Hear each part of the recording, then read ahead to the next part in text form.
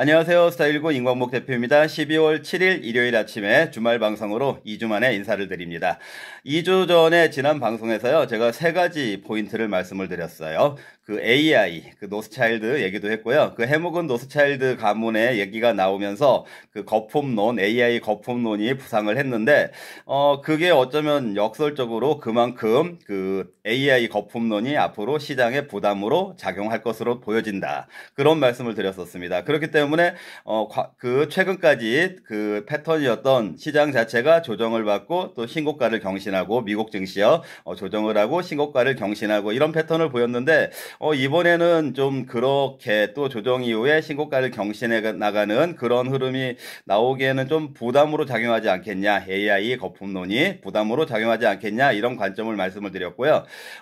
두 번째는 그럼에도 불구하고 계속해서 밸런싱 과정이 진행이 될 거다. 그 밸런싱이라는 얘기는 지수 자체가 많이 상승이 됐는데 그 상대적으로 지수하고에는 완전 언밸런스 상태에 있는 종목들이 많이 있잖아요. 그런 종목들의 밸런싱 과정에서 수익 플레이가 가능할 거다. 이런 포인트를 말씀을 드렸고요. 그리고 지수 자체가 그 폭락 장세로 해서 한 번에 거품이 쫙 빠지는 그런 장세가 나오기보다는 조정 이후에 다시 그 반등, 다만 그 반등 지점이 신고가를 경신해가는 그런 반등은 아니고 조정 이후에 다시 반등, 하지만 어쩌면은 저점을 조금씩 낮춰가는 그런 흐름이 나올 수 있다. 그렇지만 꾸준하게 반등이 주어지기 때문에 그 과정에서 오히려 그 하락의 막바지 장세에 모든 매물들, 그 악성 매물들을 죽이고 가려고 하는 그런 그 막판 장세보다는 지금처럼 그 거품론이 부상한 그 초기 장세에서는 꾸준하게 반등이 나오기 때문에 오히려 그 시세 플레이 하기에는 좀 수월한 장세가 진행이 될 수도 있다. 이렇게 세 가지 말씀을 드렸는데요. 그렇게 하고 나서 지난 2주 동안 어떤 장세 흐름이 나왔습니까? 뭐 비교적 비슷한 흐름이 나오지 않았습니까? 일단은 그 엔비디아 한번 보시면은요, 엔비디아가 180달러에서 계속 머물러 있잖아요. 그만큼 그 거품론이 시장을 누르고 있다. 그렇기 때문에 지수의 반등이 있지만 고점을 갱신하는 흐름은 아직 나오지 못하고 있죠. 물론 이제 또 고점을 갱신을 할 수 있을까 없을까 좀 그렇게도 보이고 그렇지 않게도 보이는 그런 그 위치에 있기 때문에 한번 지켜봐야 될 것 같지만, 제가 보기에는 그 최근까지 보여줬던 것처럼 조정 이후에 신고가를 또 강하게 갱신해 나가고 이런 흐름이 나오기는 좀 거품론의 부담이 크지 않을까, 이런 부분이 저는 오히려 더 그 시장의 특성으로 작용할 것이다라고 그렇게 보고 있습니다. 그리고 이제 12월 달 그 금리 인하 가능성, 미국의 금리 인하 가능성 자체가 뭐 한 반반 정도 되는 것 같아요. 반반 정도 되는 것 같은데, 그 금리 인하가 만약에 단행이 안 되면 시장에 좀 충격이 올 수 있고, 근데 금리 인하가 만약에 단행이 된다고 하더라도 시장에 큰 호재는 안 될 거다. 이렇게 관점을 가지고 있다라고 말씀을 드렸었습니다. 이미 지수 자체가 고공권으로 올라와 있기 때문에 그렇게 본다라고 말씀을 드렸었고요.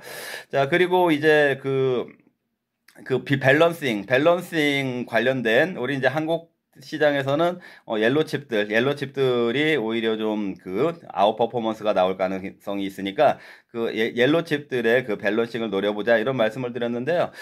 지금 뭐 그 옐로칩은 아니고 블루칩에 해당되는 종목이지만 제가 항상 여러분들께 좀 소외 종목으로, 뭐 시장에서는 아픈 손가락이다 이런 표현을 쓰고 있는데요. 어떤 종목들 계속 유튜브에서 강조를 드렸었습니까? 현대차가 제일 마지막까지 못 올랐잖아요. 얼마 전까지만 하더라도, 뭐 한 달 전까지만 하더라도 20만 원대 초반에 있었는데요. 이제 30만 원 넘어갔습니다. 30만 원. 지난주에 하루에 11% 이렇게 올라갔잖아요. 자, 그러면 또 그 현대차가 역시 지수의 그 밸런싱. 그러니까 사실상 그 현대차의 그 계속해서 이런저런 여러분들에게 불안감을 조성했던 그런 뭐 관세라든지 그런 그 악재들은 사실은 아무것도 아니었다라는 거죠. 결국에는 지수가 올라가니까 시간이 좀 지연이 되긴 했지만 30만 원대로 올라갔더라. 이런 흐름들을 여러분들이 타산지석 타산지석으로 삼으셔야 된다라는 것입니다. 현대차가 정말 그런 모습을 보였구나. 임광복 대표가 그런 얘기를 했었는데 시간 시차가 있었지만 좀 그 시차에 그 인내해야 되는 그런 시차는 있었지만 그렇게 움직이는구나. 그럼 다음에는 어떤 종목들이 그렇게 움직일까? 이런 여러분들이 예상을 해보는 그런 훈련을 해보셨으면 좋겠다라는 생각을 말씀을 드리고요. 그리고 이제 미국 증시에 있어서 한 가지 이제 참고사항으로 제가 말씀드리고 싶은 거는요.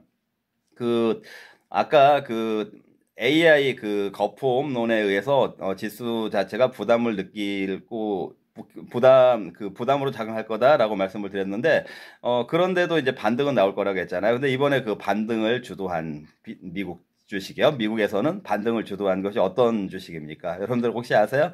그 알파벳, 구글, 알파벳이 그 반등을 주도했고, 아까 이제 한국 같은 경우에는 뭐 한국도 아직 최고가하고는 좀 아직 거리가 많이 있죠. 반등이 나오고 있지만요. 근데 현대차, 소외가 됐던 현대차가 주도를 했는데요. 미국에서 그 지금 구글, 알파벳을 좀 새롭게 보고 있어요. 새롭게 보고 있다는 얘기는, TPU라고 하는데, 여러분들 CPU는 이미 그 중앙 처리 장치인 CPU는 잘 아실 테고, 엔비디아 때문에 GPU 잘 아실 테고, 자, 그런데 이제 그 구글에서도 제미나이라고 AI가 있잖아요. 그런데 이제 그 구글도 역시 오픈 AI 그와 같이 그 엔비디아의 칩을 사용을 했었었는데, 그런데 이제 그 구글에서는 꾸준히 자체 칩을 개발하겠다라고 했었었고, 그게 이제 자체 칩이 실제적으로 상용화 단계에 왔는데, 그걸 써보니까 오히려 그 엔비디아의 GPU하고는 좀 다른 특성을 갖고 있는 TPU라고 하는데요. TPU는 텐서라고 합니다. 텐서인데 좀 행렬 방식으로 해서 복잡한 계산을 굉장히 빠르게 하는, 그런데 그게 그 TPU의 성능이 GPU를 능가하는 그런 부분들이 있더라. 그러니까 일반적인 그 AI의 영역보다 굉장히 그 고난이도의 그 전문적인, 예를 들어서 우주의 나이를 계산한다라든지 뭐 이런 것들 있잖아요. 그런 것들의 그 천문학적인 그 숫자에 뭐 몇 승 이렇게 올라가는 거를 그 텐서, 그 행렬 방식으로 표시를 해가지고 그 연산을 해나가는 것이 TPU인데 훨씬 GPU를 능가하더라. 자, 이런 게 부각이 되면서 지난 2주 동안에는 그 구글, 알파벳 주가가 시장을 주도했다라고 이렇게 볼 수가 있습니다.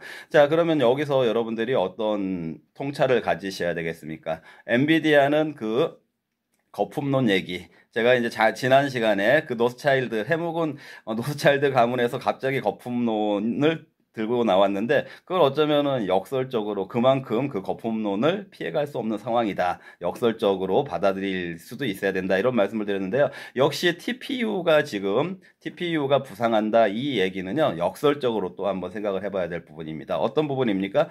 그동안의 그 GPU, 엔비디아의 GPU, 이런 얘기를 많이 했었었는데, 이제는 왜 TPU가 이렇게 그 중요성이나 이런 것들이 부상을 하지? 그만큼 GPU는 포화 상태에 다다른 것이 아닌가, 이런 여러분들이 한번 의구심을 품어봐야 될 대목이 아닌가 싶습니다. 자, 앞으로도요 그 지수의 반등과 함께 그 밸런싱 소외 종목들의 플레이는 당분간 지속될 것으로 보여지니까요, 참고하셔서 대응하시기 바라고요. 그리고 아까 현대차에서도 말씀을 드렸는데, 결국에는 현대차가 30만 원대 이렇게 넘어갔는데요. 사실 그렇다고 해가지고 현대차를 과연 다 들고 있다가 수익을 낼 수 있었을까? 그동안 얼마나 많이 왔다 갔다 흔들기도 많이 했고요. 다시 빠지기도 많이 했고요. 그리고 지금 지수가 많이 올라왔잖아요. 그런데 뭐 이런 그 기사들이 있어요. 2000년 초부터 지금 2020년대까지 주식을 안 팔고 가지고 있었다고 하면은 지수로 봤을 때 뭐 S&P 500 지수가 뭐 몇십 배가 올랐다더라.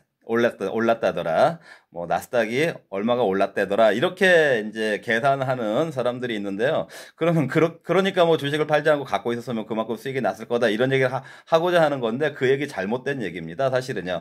왜냐면 지수가 뭐 이렇게 바로 올라와 주는 게 아니잖아요. 지수가 사실은 그 20년이라는 과정 중에요, 이렇게 올라오다가 반토막 난 경우가 또 있어요. 그리고 또 올라왔다가 반토막.